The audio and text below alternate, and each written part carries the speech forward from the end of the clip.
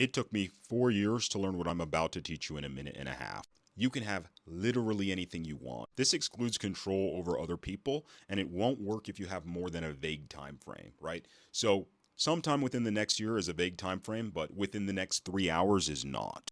This works really well if you have multiple goals and you have them written out and you just tick them off one by one. For example, I had New York summer written here. I totally forgot about it until I was literally in New York and I was like, oh shoot, I had that written out. The first thing is going to be to write out the things you want to have. I don't mean write out a bunch of things like you're talking to a genie. I mean write out goals that you are very comfortable sacrificing things like time and effort to achieve. Once you have your list of goals, you're going to look at it and you're going to ask yourself why you wouldn't deserve to achieve those goals, and you're going to start breaking down every single argument your mind gives you. You don't deserve to have 1 million subscribers on YouTube, for example. And you could say, well, why wouldn't I deserve that?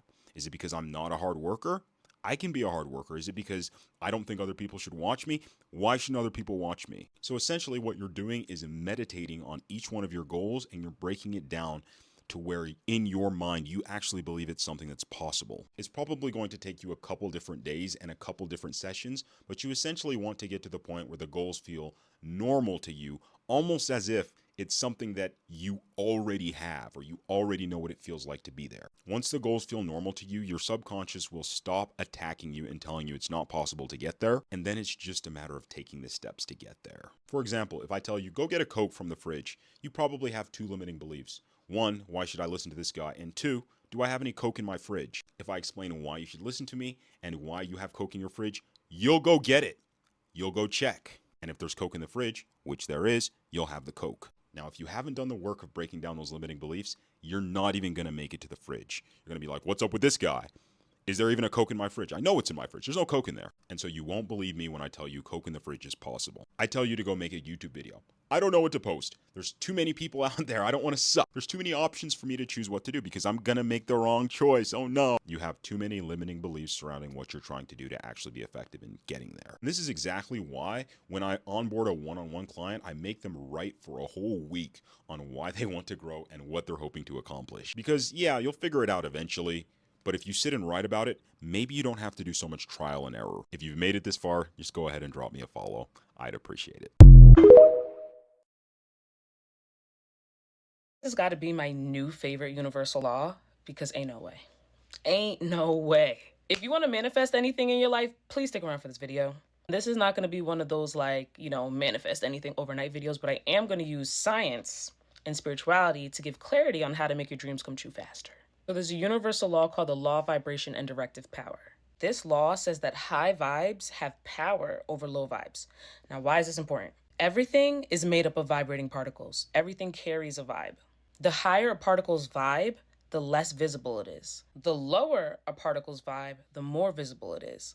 Let's use water as an example. When we lower the vibration of water particles by taking away heat, the more visible it becomes. It becomes ice. But when we increase the vibe of particles in water by adding heat, it becomes less visible. It becomes vapor. So what does this have to do with manifestation? Because Benny, you always want to tie things together. Well, hear me out. The law says that things that have a higher vibration, a higher vibe, have power over things that have a lower vibration, a lower vibe. Universal law of vibration directive power is not a secret. I didn't make it up. So let's tie this into spirituality. If we look at the physical world around us, everything is visible. When things are visible, that means they have a lower vibe and they are more dense, and that is why we could see them, like ice. Now, the spiritual world, we can't see because it has a high vibration, like vapor.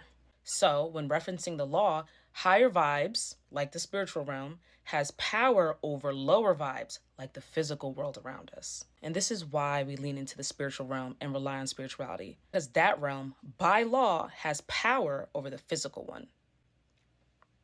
If the dots are connecting for you, bro, this is some trippy stuff. The spiritual world very much so exists, right? It's all around us at this point in time. It's that we cannot necessarily see it because that realm is vibrating at such a high frequency. Remember how increasing the vibration of water makes it appear to vanish? The water doesn't actually vanish. It just turns into a vapor around us that we cannot see due to its high vibration. But it very much so does still exist. Just like the spiritual realm, its high frequency causes it to appear like it's not there. but it is. So, manifestation, because quite frankly, I'm sure you're ready to have your way. When we come across people that seem to manifest things quickly and always have their way, this just means that they've reached such a high level of consciousness, they've increased their vibration to the extent that they now have directive power over the lower vibe 3D plane. That's one very strong and effective way to manifest. Getting your mind right first and then manipulating the 3D world around you, because you have power over it due to your vibrational state. Simply put, the more conscious you become, the more control you get over your 3D world. And anyone can do this, right? That's why I'm making this video, but how? How do we raise our consciousness and increase our vibration? By doing high vibe things, learn, love, give. Doing anything that will make you feel good over and over will raise your vibration. All these actions are high vibe actions, so if you partake, you will increase your vibe as well. So yeah, I hope that made sense. I'm just a polymath with a TikTok, y'all, don't mind me. Let me know if you guys want to talk about more laws in the comments, share this video with someone you love, and follow me for more content. Love y'all forever. Mwah. One more thing. I'm hosting a retreat in 2025 where we get to learn more about this stuff, therapy, relationships, all the good stuff. We're going to talk about everything under the sun. Okay, it's going to be a great time. We're bouncing off ideas, we're learning new perspectives, and we're going to be on vacation. So if you guys want to hang out with me, take the link in my bio. One of my favorite theories I've come across recently is called the last meeting theory. It's a bit of a mystery, but super fascinating. Let me break it down for you.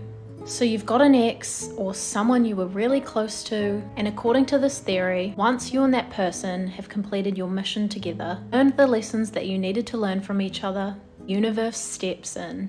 It ensures that you'll never run into each other again, no matter how close you live or what social circles you run in. You've gone through the highest highs and the lowest of lows. You've learned all that you needed to learn as an individual, and perhaps grown in ways that you didn't expect. Once that chapter is fully closed, the universe decides there is no need for you two to bump into each other again. The universe stops testing you with those awkward run-ins. It's like the universe is saying, okay, you've done what you needed to do here, it's time to move on. I've experienced this myself. I've got exes that live in the same city as me and I never run into them. Exes that travel to the same place as me and we constantly miss each other. And then on the flip side, I've got exes that have transformed into great friends of mine. Like they were meant to stay in my life, but in a different role. The universe knew we had more to learn and share with each other, not in a romantic way anymore.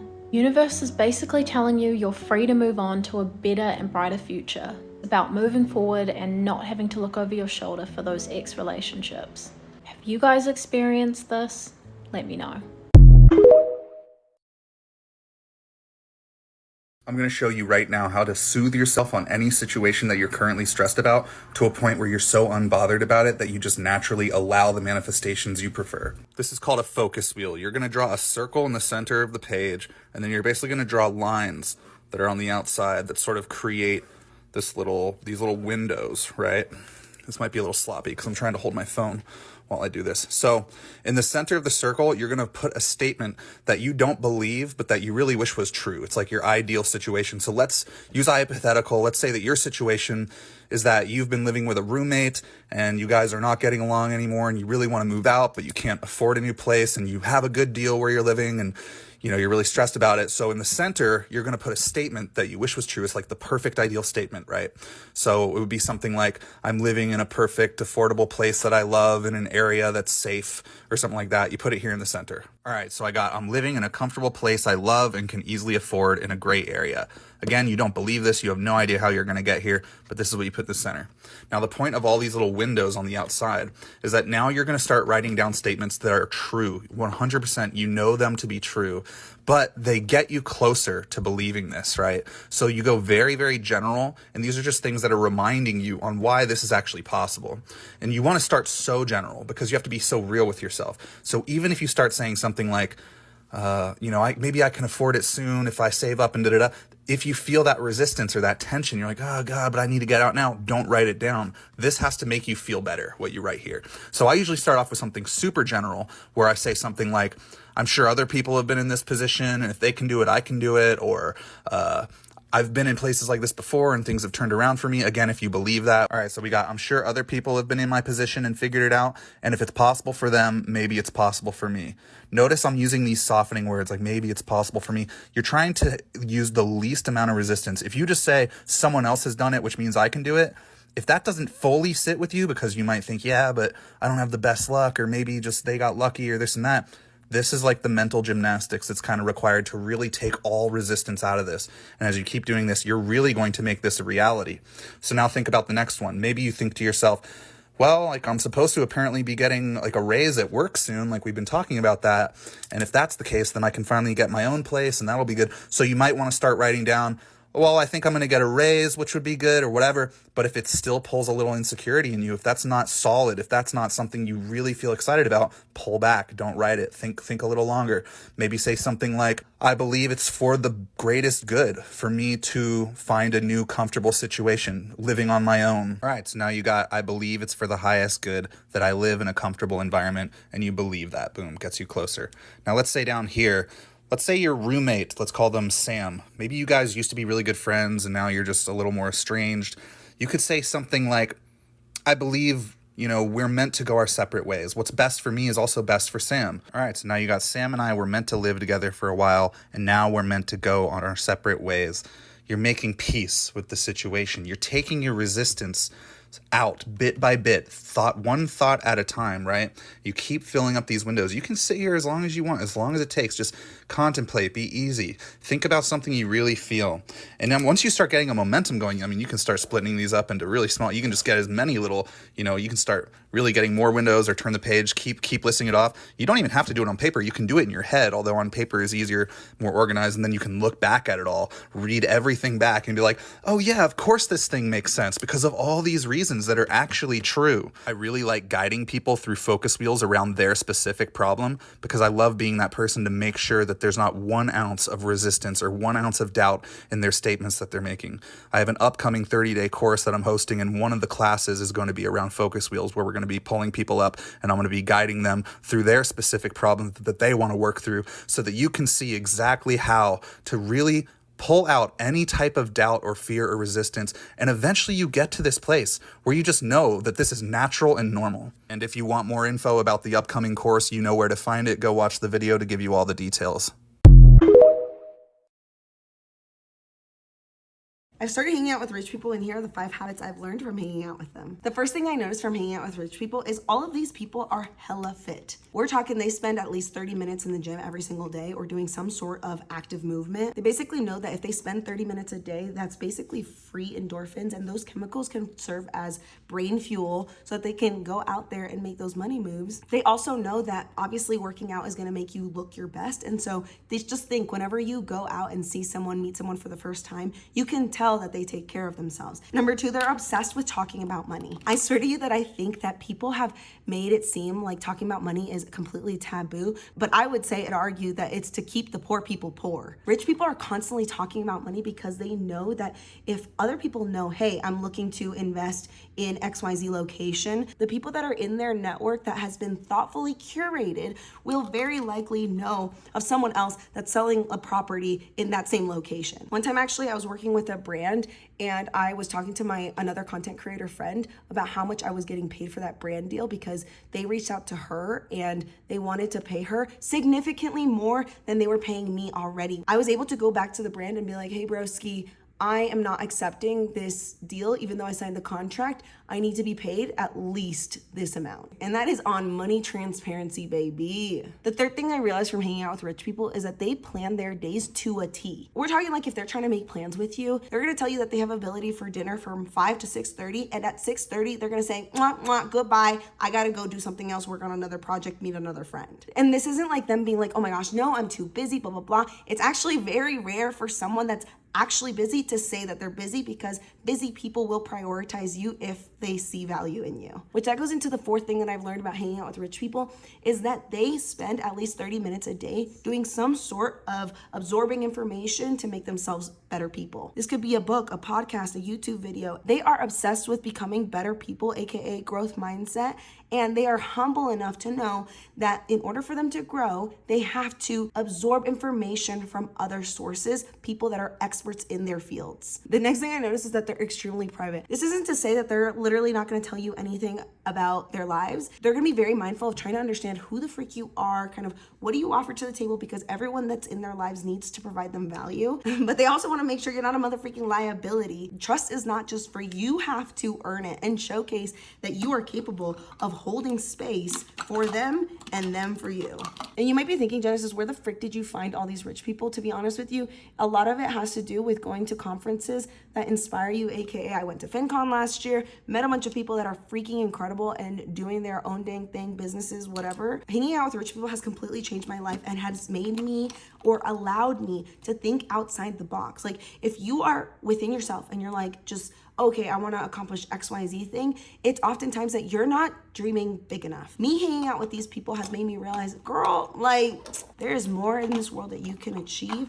And truthfully, the only way for you to see it is if you hang out with rich people. So those are the 5 habits. Go hang out at, I don't know, fancy hotel lobbies, or do whatever you need to do in order to surround yourself with people you want to be like. And make sure to follow, because I'm trying to make you rich, not just in your wallet, but also in your mind. I remember getting out of a breakup like 5 years ago and telling my therapist that I wanted to like wait before I dated again because I felt like I was so unhealed and broken. And she said something that changed my life forever. And it's something that I try to tell other people all the time. And she told me, you can't fix relationship problems by yourself. That doesn't make sense, Sarah. There are 2 people in a relationship, and if you try to fix them by yourself, that just doesn't make any sense. Yeah, girl, but like, let's talk about it. So like, if you're somebody who feels like you don't want to get into friendships or romantic relationships because maybe you've had like a lot of bad experiences, and maybe a lot of those issues you feel like you put on yourself, or like you're the problem or you're bad, and maybe you did make some mistakes, and maybe you weren't always the greatest person in relationships or friendships, and it's good to take accountability for that, and it's good to take some time to reflect and even take time after a relationship to grieve that and work through all of the lessons and whatnot. However, it is equally important to manage your expectations and break down all or nothing perfectionistic thinking. And I know you're not going to like me saying this, but your next friendship or relationship is not going to be perfect, nor will anything in your life be. So if you can understand that concept that you are going to make mistakes, that other people are going to make mistakes, then you are ready for the next concept, which is we can do all we can to like heal and work on ourselves and really grow and understand like the lessons of life. When it comes to healing patterns in relationship, you kind of need to be in some type of relationship so you can actually work with other people to work through and heal and grow through those patterns. Because saying that you're going to heal all your relationship problems by yourself is like reading a driver's manual and never driving and saying that you know how to drive. So yeah, it's really great to learn about driving, but unless you're actually driving, you're not actually implementing the information that you just learned. You have to put that information into practice. Same thing applies when it comes to healing your relationship problems. You kind of have to be in a relationship for it. You can prepare yourself for it, but the real work is going to come when you start implementing the actual information in relationships with other people. Anyway, my name is Sarah. I'm your favorite self-experimenting coach or companion, and I help get people reacquainted with who they most authentically are. You're an amazing person, and I hope you have the best day. I'm ready, you ready, let's get it. You know I know how to make them stop and stare as I zone out. The club can't even handle me right now. Here is one of the wildest things my mother, who is like a herbal witch, has taught me. So I have seen this before, not just from my mum, but I've heard about like basically the power of castor oil and what it does to your body, and how it can literally, if you do like castor oil packs, it just can suck toxins, it can like shrink tumors, it can cure like PCOS, like so many different things. Anyway, I had like, my mum did a liver detox for me tonight, like a liver pack, where you put castor oil on a towel and you like flatten it down, and then you put that on your liver with the towel over it, and then a hot water bottle. And if it comes out, if you leave it there after an hour and you pull out the rag that's once white, if it turns black, it means that it's sucked out toxins. This is proof that has sucked toxins from my body. That was toxins in my body. And I had this on my tummy for an hour and it turned black. So if you have anything wrong, even period pains, leave it on, castor oil pack. You can look up how to make them. It's like magic.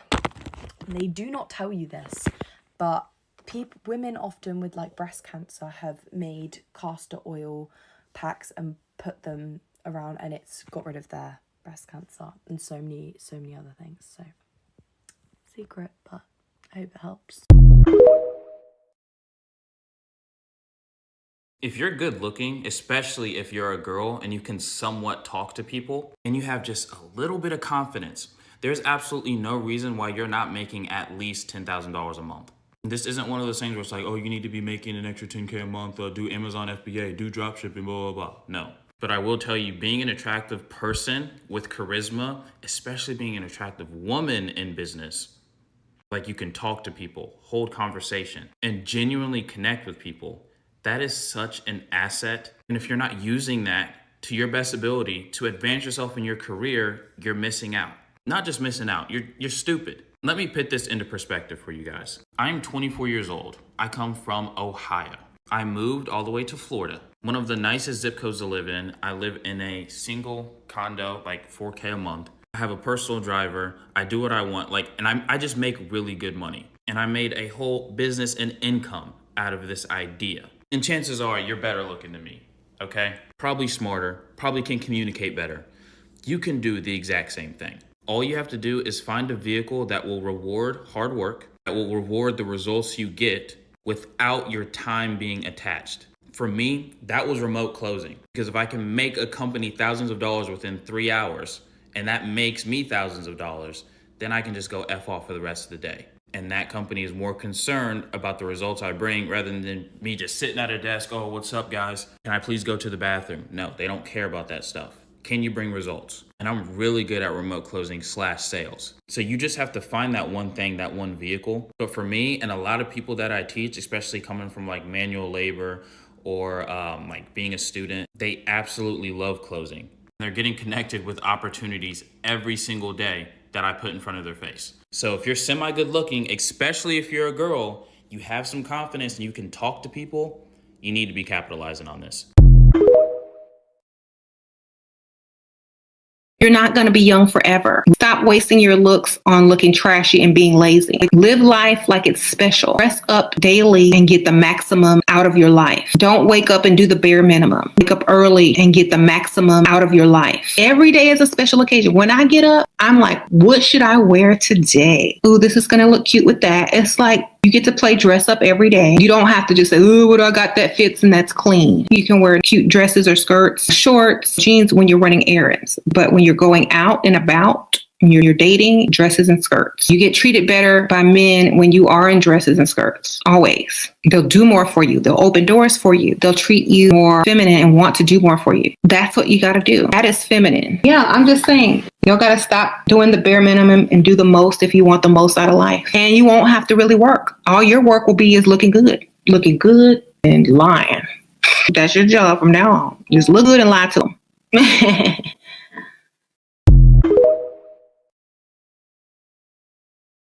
Did you know there's literally a cheat sheet on how to become the most attractive and alluring version of yourself? You don't have to believe me after I tell you this, but put it into practice, try it. Tell me this was not accurate. Venus is the planet of love, aesthetics, beauty, and your inner feminine power. No matter your gender identification, it is the planet of feminine power. Let's go through each of the Venus signs, what colors to wear, what traits to embody, so you can glow up and attract potential partners. If you have a Capricorn Venus, you look good in kind of an egotistical, mature look, while still maintaining this polished feel. Think Miley Cyrus. They can have a more earthy, grounded, accessorized aesthetic. However, it still makes this statement, but it's not overly flashy. Look at The Weeknd or look at Olivia Rodrigo. The traits you need to embody is the old money, sleek aesthetic, corporate energy, wearing the suits. You are in your feminine power when you can show up reliably and consistently in your relationships,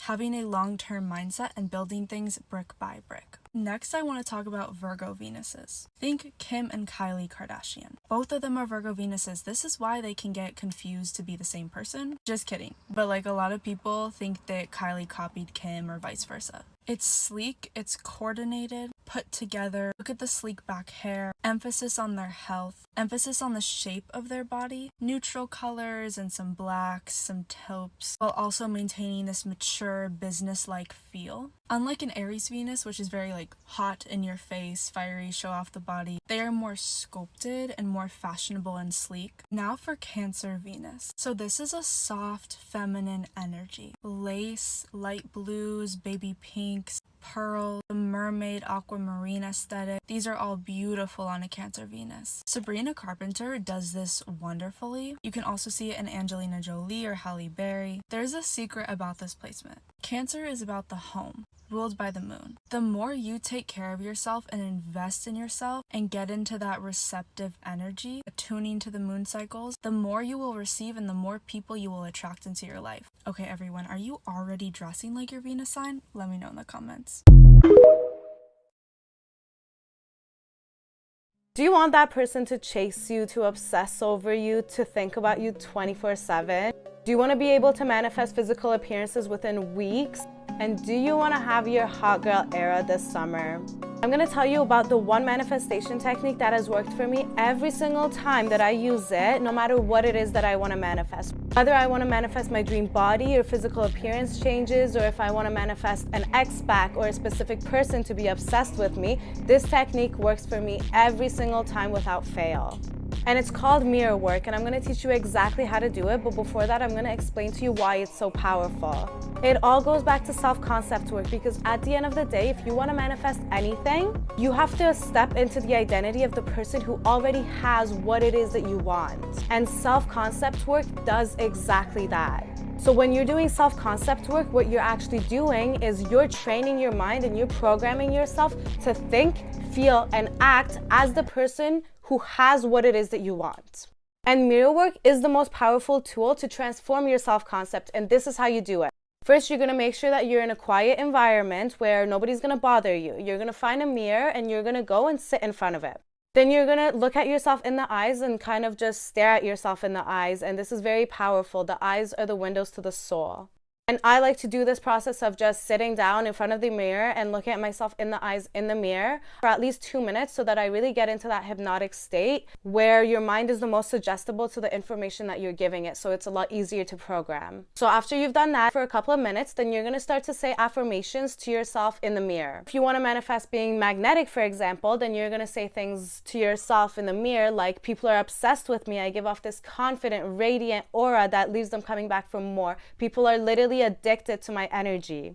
And when you're saying these to yourself in the mirror, really feel that energy, really start to believe it and embody it and show up as that person. And I have lots of different affirmations for different topics on my page that you can use and say to yourself. So make it a daily practice. Try it for at least 2 weeks and watch what happens.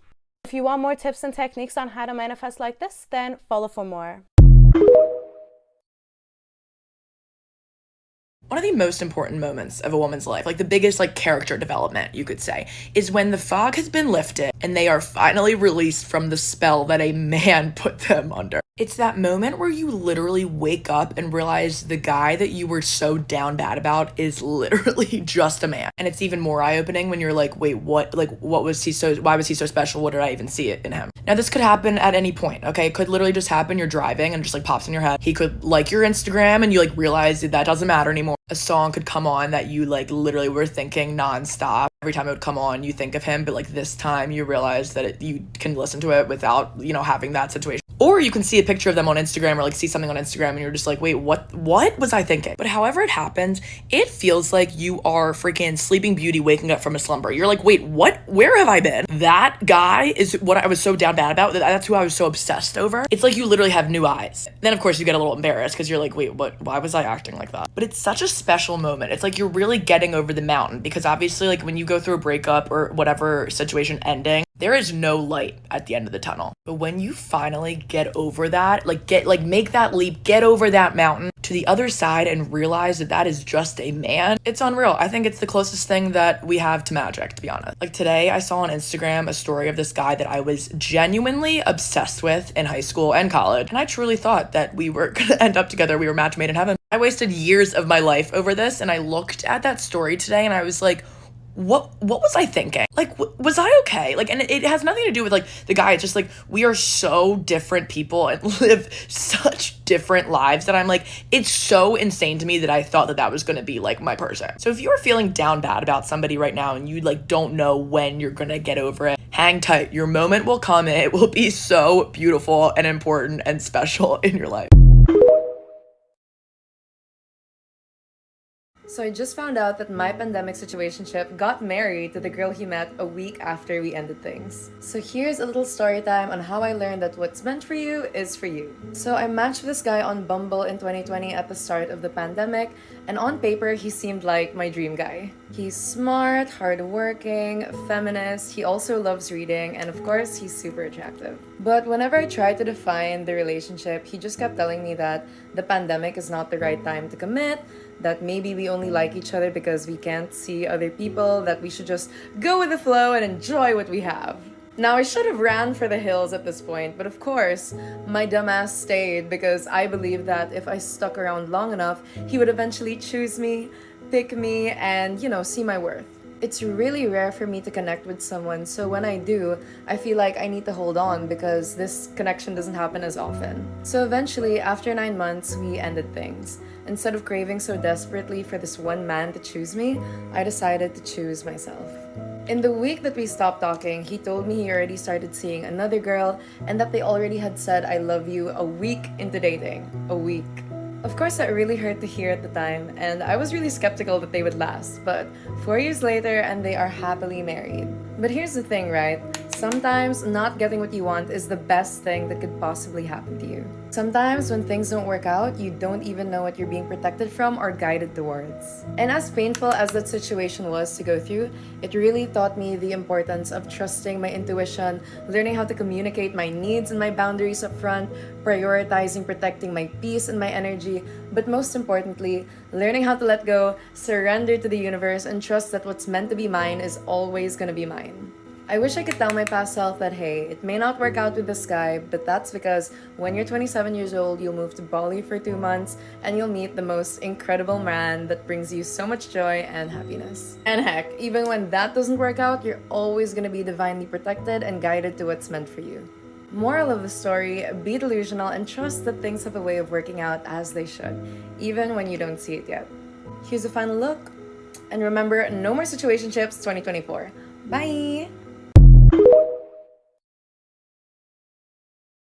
He hurt you, he messed up, and you are just so emotional, so upset. You have to tell him you're gonna teach him his lesson. How dare him do this? Mascara running down your face. Why is he not understanding me? Oh my god, how dare them do this to me? You don't respect me, you're not listening to me, you're walking all over me. And that's exactly what he's doing. And he's probably gonna repeat his actions because there's no consequences to his actions. Crying, pouring your heart out, begging to be understood, throwing a tantrum is not setting a boundary, are not consequences to his actions. Negative attention is still attention. The more you're sitting there next to him complaining, crying and nagging, he knows he has you wrapped around his finger, because why are you still right there next to him if you're that upset? You look like a clown and you're giving your emotional power away. If you want to get out of him what you truly desire, remove yourself from the situation. Set one boundary. Talk a little less. Zip it. One statement, one sentence, one boundary, and then you leave. And then, ladies, you're going to stand on business. You're not going to just leave, and then as soon as he calls and apologizes, oh yeah, of course I'm going to forgive you. Yes, I'm so glad you called back. Oh my god, I love you so much. Me.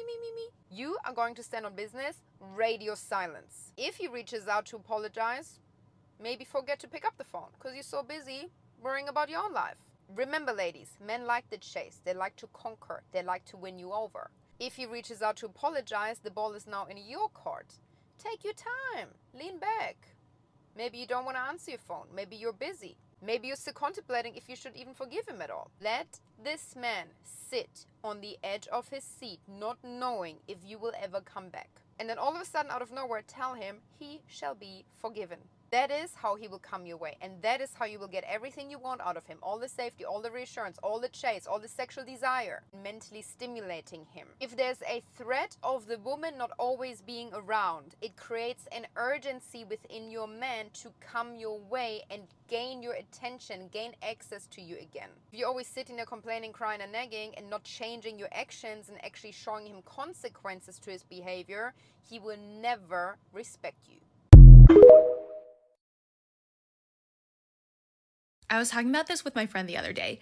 I just want to know what it's like to go about life strikingly beautiful. And don't go, no, Jocelyn, you're beautiful. No, don't patronize me. I know where my shortcomings are. I know my limits. I know I can be cute, and I know I can be pretty if I try, which is a cute version of beautiful, but strikingly gorgeous is different. Strikingly gorgeous is when you see someone's face in the crowd and you can't take your eyes off of them because they're so blindingly beautiful that they're magnetic. You can't stop staring at them. And I have seen people who are strikingly beautiful out in the wild, and I cannot fathom what it's like to go about life so gorgeous. And if I could achieve an adult glow up like Jennifer Lawrence has, I would be interested, except for the fact that I probably wouldn't actually go through with it because I am terrified of filler and elective cosmetic surgeries, especially when it comes to my face. I think I'd actually be too scared to do anything because I would not want to look in the mirror and not recognize my own face. But I just want to know. I just want to know what it's like to look like you were carved out of marble by the gods. Like, whether or not you're a man or a woman, I just want to know what it's like. I just want to know. I'm just saying, that pretty privilege must go hard. Men are dumb. And here's how to manipulate them, part 5. These manipulation tactics are super red flaggy, so only use them on men who've hurt you and deserve it. Number 1, if he ghosts you for like a week or so and then messages you like he did nothing wrong, act like it's all good. Make plans to meet up with him, and then cancel last minute. That way you let him believe he can get away with the bare minimum. And at the last minute, you assert your femininity and show him who's the boss. Number 2, text him, come here, and then stop responding. Text him, good morning, and then don't reply. But then at some point when you do get back to him, give him a normal reason as to why it took you so long. Number 3, which kind of goes along with that, harmless rejection breeds obsession. If you reject him in whatever situation, but you give him a plausible explanation as to why you did that, he'll become obsessed. Kind of a similar thing as number 2. Number 4, create comfort for him and allow him to get used to it. Allow him to anticipate it. Allow for it to become a pattern. And then one day, you switch it up. You take the comfort away. That way he won't ever take you for granted again. Let me know if you want more. Here's some activities that I find low vibrational and it's just filled with negative energy. If you do these activities and you find it fun, go ahead. I'm not stopping you, but this is just my personal opinion and this is what I try to get rid of in my healing journey. Number 1, I know this is going to sound controversial for some people, but for me, I find clubbing the lowest vibrational activity. Imagine being in a room filled with desperate drunk people and then it smells like shit, all sweaty, and it's just annoying, man. I'm not gonna lie, I used to go clubbing, but whenever I think about it, when I go to the club before, I used to be the worst version of myself. Some people who looks for fun and then they go to the club, you do you, but sometimes some people, they make the most reckless decision and the most dumbest decision in the club, and then they're gonna be like, oh, because I was drunk. Let's be real, you are not drunk. You just used the reason for being drunk to be reckless. When it comes to clubbing, I don't go to the clubs as like my recreational activity. I just go to clubs like if there's something to celebrate, it's a birthday or something, but you take me to the club on a random Saturday? No. Next activity that I find low vibrational is fucking gossip. I'm not gonna lie, I used to be a gossiper. I love gossiping. Gossiping is my thing. I find it's so low vibrational. And honestly, I can look at the most prettiest person and then when they start gossiping, they look so ugly. I'll be for real. It looks so ugly. It's not a cute look. I stop. Like, honestly, you're not gonna believe me. Like, you don't gossip. Like, what's the point? I have my own life. I have bills to pay. I have other things to do. Why would I focus on other people's life? I really don't care. What's in though? Talking about future plans, future ideas, good memories. Don't care about celebrity life. I don't care about people's life. I have my own life. Next is self-deprecating. Yes, I used to be a victim of this. I love self-deprecation. Hi, Emma Chamberlain. You influenced me. I used to talk bad about myself. I talk shit about myself. If you've been following me on YouTube, my early days on YouTube, I used to do this as a humor. But honestly, it looks ugly. Wonder I kind of looked ugly before. I don't talk shit about myself anymore. I talk highly about myself.